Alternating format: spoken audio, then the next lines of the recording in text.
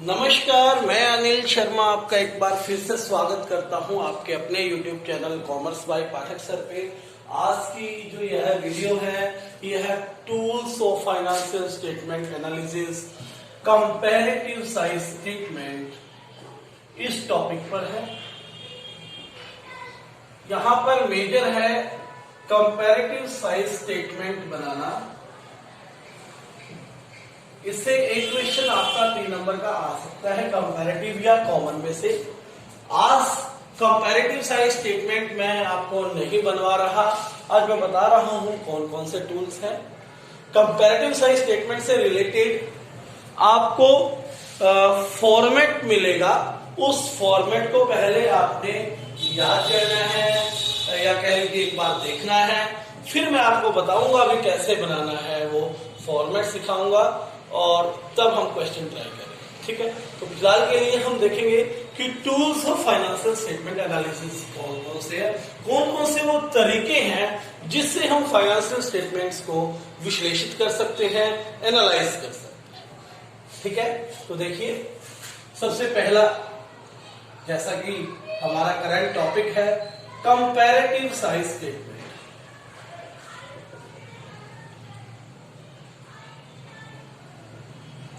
What is this, ये है क्या, क्यों बनाते हैं? देखिए सबसे पहले ध्यान दें, ये चीज है हॉरिजेंटल। मैंने कहा था 2 तरह की एनालिसिस होती है। हॉरिजेंटल एनालिसिस है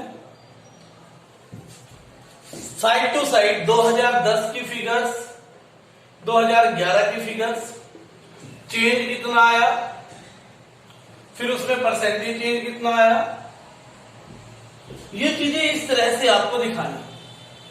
यानी कि चीजों को साइड टू साइड रख के, साइड बाय साइड रख के आप कंपेयर करें।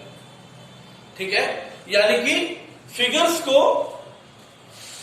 2 वर्षों की स्टेटमेंट्स को आपने क्या किया है, कंपेयर किया साइड बाय साइड।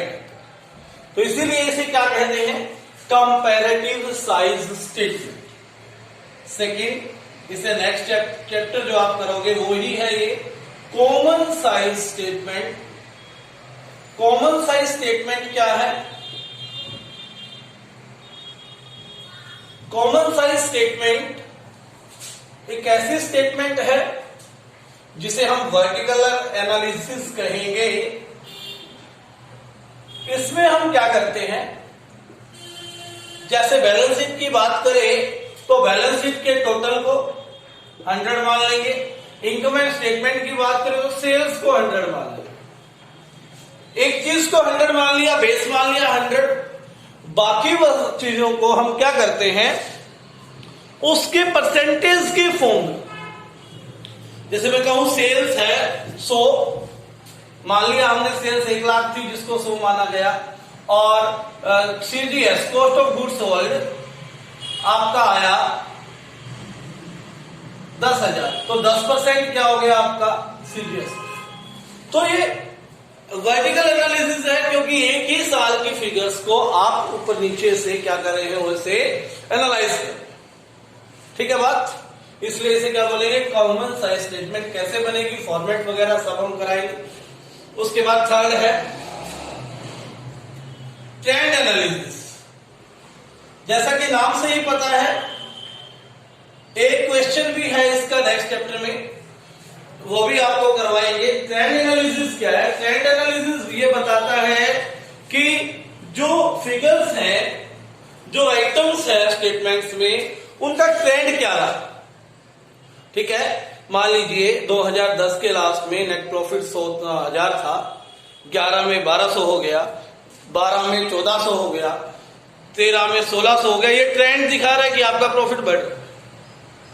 ठीक है, तो इस ट्रेंड को फाइंड आउट करने के लिए जो स्टेटमेंट बनाई जाती है उसे हम कहते हैं ट्रेंड एनालिसिस। फोर्थ है ब्रेक इवन पॉइंट। अब ये ब्रेक इवन पॉइंट क्या है? Break even point is a point where the firm is at a neutral position. Firm ने कोई गियर नहीं डाल रखा, ना प्रॉफिट का गियर है ना लॉस का, यानी कि ऐसी पोजीशन जहां पर फर्म ना प्रॉफिट में हो ना लॉस में हो, ऐसी पोजीशन को ब्रेक इवन पॉइंट कहते हैं। ब्रेक इवन पॉइंट फाइंड करके, ठीक है, standard costing, margin of safety, आगे ये ग्रेजुएशन का टॉपिक है, वहां आपको और क्लियर हो जाएगा। फिलहाल के लिए आप याद रखें कि ब्रेक इवन पॉइंट क्या है। इकोनॉमिक्स में भी शायद आपने +1 के अंदर पढ़ा होगा, माइक्रो इकोनॉमिक्स में। तो एक पोजीशन जहां पर company business not profit not loss की सिचुएशन में है, उसे ब्रेक इवन पॉइंट कहते हैं। उसे क्या कहते हैं? ब्रेक इवन पॉइंट कहते हैं। फिफ्थ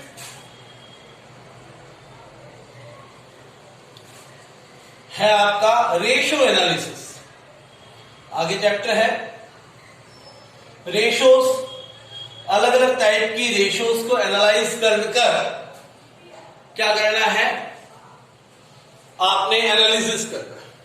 जैसे प्रॉफिटेबिलिटी फाइंड आउट करनी है तो gross profit ratio, net profit ratio, ठीक है, operating ratio, operating profit ratio, return on investment ratio, earning per share ratio, इस तरह की कुछ रेशियोज हैं जिनको आप फाइंड आउट करके प्रॉफिटेबिलिटी जान सकते हो किसी भी फर्म की। ऐसे ही फिर यदि आपने वर्किंग देखनी है, डेब्टर टर्नओवर रेशियो, इससे हम निकाल सकते हैं कि हम कितने दिन में अपने डेब्टर्स को पेमेंट कर देते हैं, कितने दिन में क्रेडिटर्स की पेमेंट कर देते हैं, और कितने दिन में डेब्टर्स हमें क्या कर देते हैं, हमारी पेमेंट को वापस कर देते हैं। ठीक है, ऐसे ही हम ये भी फाइंड आउट कर सकते हैं कि कितने दिन में हमारा जो स्टॉक है वो सेल होगा। तो इस तरह के एनालिसिस रेशियो एनालिसिस से करेंगे। रेशियो एनालिसिस एक चैप्टर है पूरा आपका, उसे भी हम आपको करवाएंगे। Sixth, cash flow statement is also one of the major chapter of your syllabus. Cash flow statement ये बताता है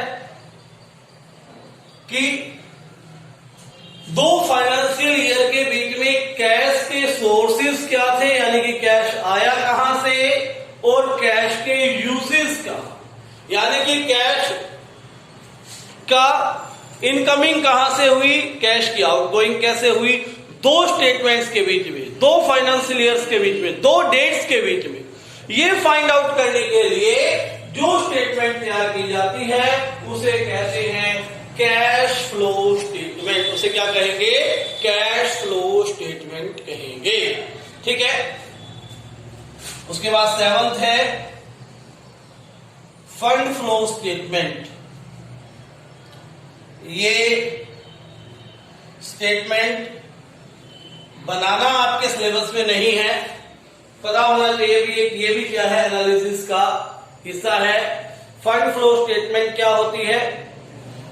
कैश और कैश इक्विवेलेंट, इसमें तो सिर्फ कैश को फाइंड आउट, कैश या कैश के इक्विवेलेंट और जो करंट एसेट्स उनके सोर्सेज क्या है, उनके यूजेस क्या है, कहां हो रहे हैं, कहां से हमारे फर्म में फंड्स आ रहे हैं, कहां फंड्स यूज हो रहे हैं, ये फाइंड आउट करने के लिए आप जो स्टेटमेंट बनाते हो उसे फंड फ्लो स्टेटमेंट कहेंगे।